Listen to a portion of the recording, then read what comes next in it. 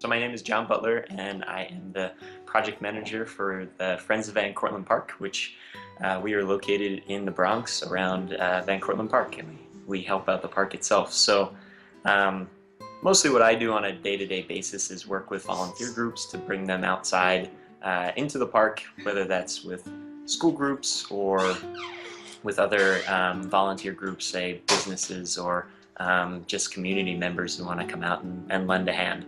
So that's what I do on a day-to-day basis.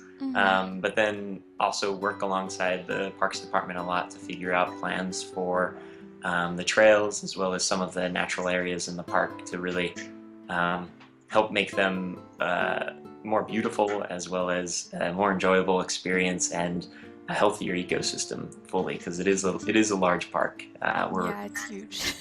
Yeah. So it's over 1,000 acres, and still here in Crazy. New York City's boundaries. So it's nice to be able to have those natural areas for plants and wildlife to be able to coexist with humans. So hmm that's what I do on a daily basis.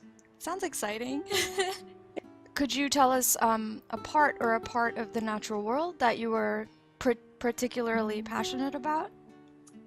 Um, well, so I studied wildlife and fisheries in college hmm at the University of Vermont, and have always, I don't know, growing up, I always really enjoyed bird watching, which was something as a little kid being in middle school was something that I didn't really want to tell other people because at the time I thought it was really nerdy and a little strange. Yeah. But now I find it to be really enjoyable and a great pastime. And it's hmm also something that wildlife behavior is something that's always being studied, and the realm of it is always changing. Our ideas kind of on wildlife itself is always changing a little bit, and everything, it's also beautiful. So Yeah. I would say that, as well as I do a lot of hiking and skiing. So I'd say just kind of being out in the mountain region, Hmm. especially here in New York State and Vermont, has been a great experience for me. Yeah. So you're originally from Vermont? I'm not. No, I'm actually the from Pennsylvania, right outside Oh, of cool. Philadelphia in Montgomery County. Oh, Um, nice. but I went up to school in Vermont and then lived there for a year afterwards, and kind of had a strong connection to it because it's just a beautiful place. And then after that, moved here to New York City. What made you choose a life path that is geared towards Earth and its education? Yeah, I would say that. Well, I knew as being a young kid that I didn't really want to be inside, hmm especially for my day-to-day job. I thought that would be really stressful, something to be inside all the time. And I know that that is still a part of my job, is being in the office and planning and doing all of that. But it's also a nice balance being able to be outdoors and do that Yeah. as well. But I think, I don't know, I was pretty fortunate in having teachers as well as my parents growing up and saying, kind of informing me about the kind of the state of the environment and how humans have altered it over our brief time of industrialization. And I hmm thought that that would be something to be able to.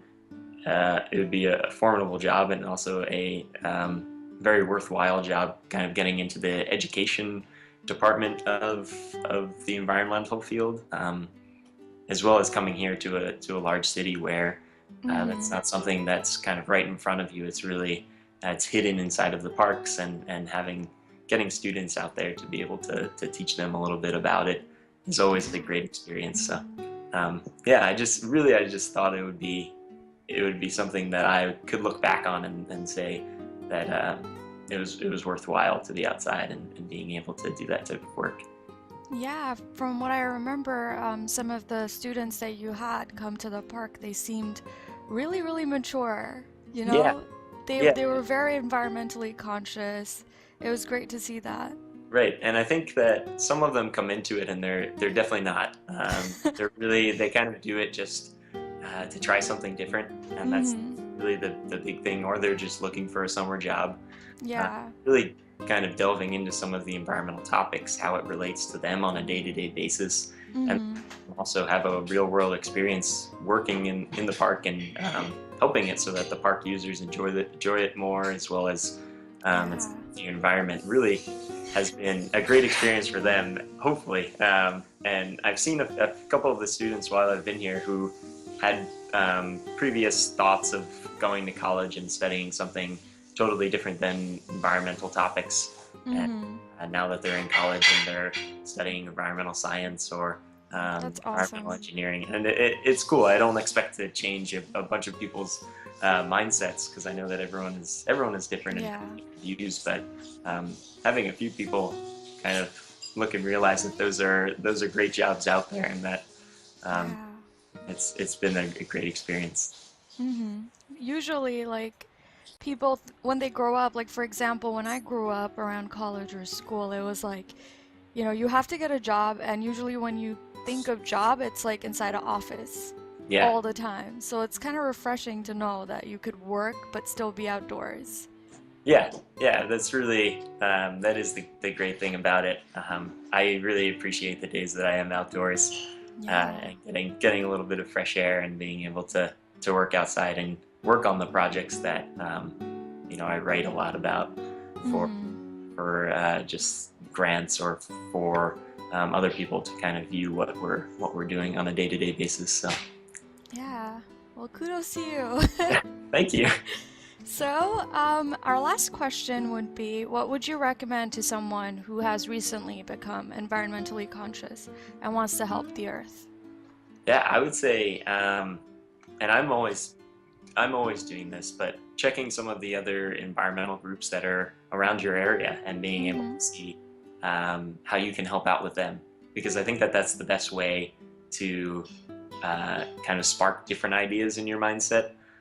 If you're, a lot of the people I deal with are on a day-to-day basis are the interns. So Yeah. they're still in high school, and they still have a chance to be able to go to school. I guess everyone still has a chance to go to school for something, but uh, I know that they go to school and will take the environmental classes and things like that. But if you're out and living somewhere where that's not kind of available for you, Mm-hmm. really just volunteering and lending a hand with a group will spark some other ideas. I live nearby another park here in Queens, and have been looking into helping out there, because I know that they'll have different projects and different ideas Mm-hmm. than what we come up with for Van Cortlandt Park, and I think that that's something that helps me out on a day-to-day basis in work too, because then everyone else has a different knowledge and an ability to be able to teach you something new. So um, I think that's the best thing, just getting out there and talking to others and lending a hand with helping out the earth. Yeah. Well, that's awesome. It's very inspiring to hear all of this from someone. Thanks. Yeah. I don't know. I don't think about it too much, because the day-to-day basis is just Mm-hmm. going into work and doing what I need to get done for that day. But yeah, being able to sit back and think about it a little bit, it's really Yeah. does make you feel good. Just let it all flow and then think about it at once way later. Right. Thank you, John, for doing this interview with us. I'm sure it's going to inspire a lot of people to actually go outdoors and take action towards saving, not saving really, but replenishing, the earth. So thank Right. you so much. Thank you. Yeah, I hope so.